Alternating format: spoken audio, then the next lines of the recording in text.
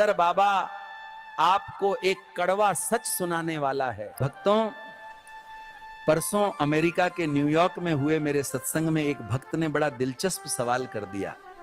बोला, बाबा जी क्या घर के बाहर नींबू मिर्च लटका देने से बुरी नजर नहीं लगती? मैंने कहा, बेटा अगर नींबू मिर्च में इतनी ताकत है तो अपने दिमाग पर भी लटका लो, शायद बेवकूफी और अंधविश्वास से भी बच जाओ, है कि नहीं भक्तों? भक्तों, ये अंधविश्वास भी कमाल की चीज है। कहते हैं उपवास रखो भगवान खुश होंगे। अरे अगर भूखे रहने से भगवान खुश होते तो इस धरती का सबसे सुखी इंसान गरीब होता। मंदिर के बाहर लिखा है अपने सामान की सुरक्षा स्वयं करें, और अंदर लिखा है भगवान की मर्जी के बिना एक पत्ता भी नहीं हिलता। आप एक बात बताइए, पत्ता भगवान हिलाएं लेकिन पर्स आपकी जेब से कोई और निकाल लें, ये कौन सा न्याय है? शुभ लाभ दरवाजे पर लिख देने से कुछ नहीं होगा।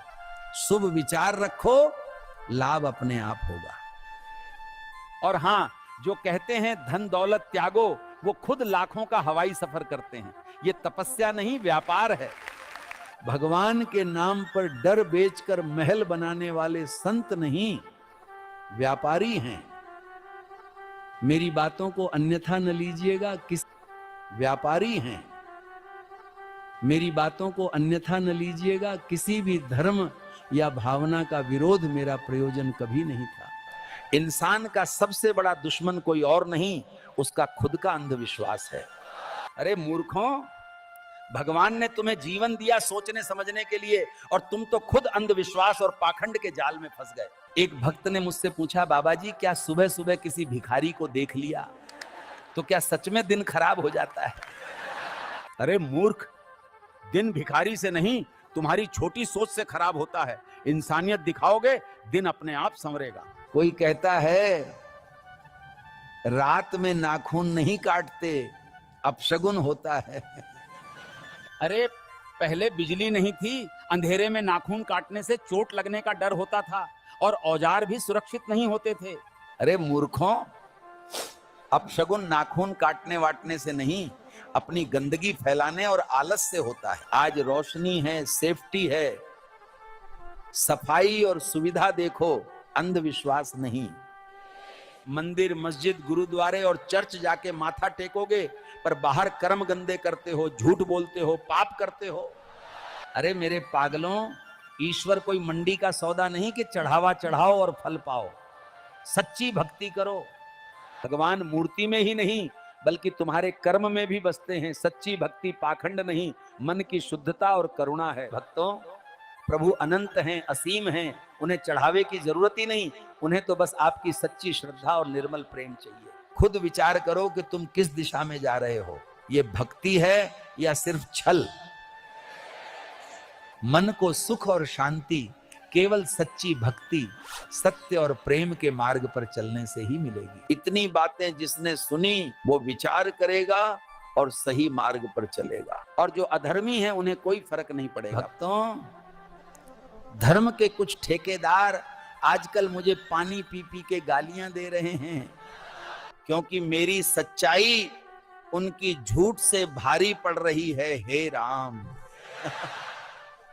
समाज का सबसे बड़ा पाखंड यही है कि महिलाओं को एक और देवी कहकर पूजते हो, उनके लिए 9 दिन के त्योहार मनाते हो, मां दुर्गा और लक्ष्मी के नाम पे आरती करते हो, और उसी समय घर की बेटियों, बहनों और पत्नियों को दबाते हो, उनकी आवाज छीनते हो, उनके अधिकारों को कुचलते हो।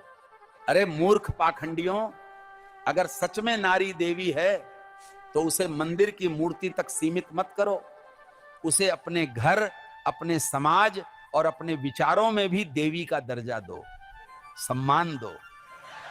पागलों, त्योहार पर फूल और नारियल चढ़ाना आसान है, पर असली पूजा तब होगी जब हर बेटी को शिक्षा दोगे, हर बहन की सुरक्षा करोगे, और हर स्त्री को बराबरी का सम्मान दोगे।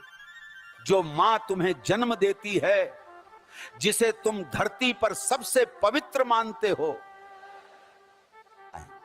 अगर उसी नारी को दबाया तो समझ लो तुम्हारा सारा पूजा पाठ व्यर्थ है।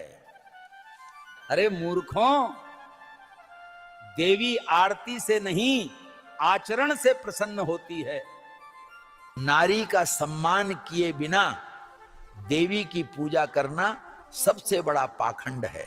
याद रखो, नारी को दबाना मतलब ईश्वर को ठुकराना, और ये पाप सबसे घोर अधर्म है। भक्तों, कुछ बुरा लगा हो तो माफ करना। किसी भी धर्म का विरोध मेरा प्रयोजन कदापि नहीं है। और वीडियो अच्छी लगी तो लाइक सब्सक्राइब का प्रसाद चढ़ा देना। भक्तों, कल बनारस में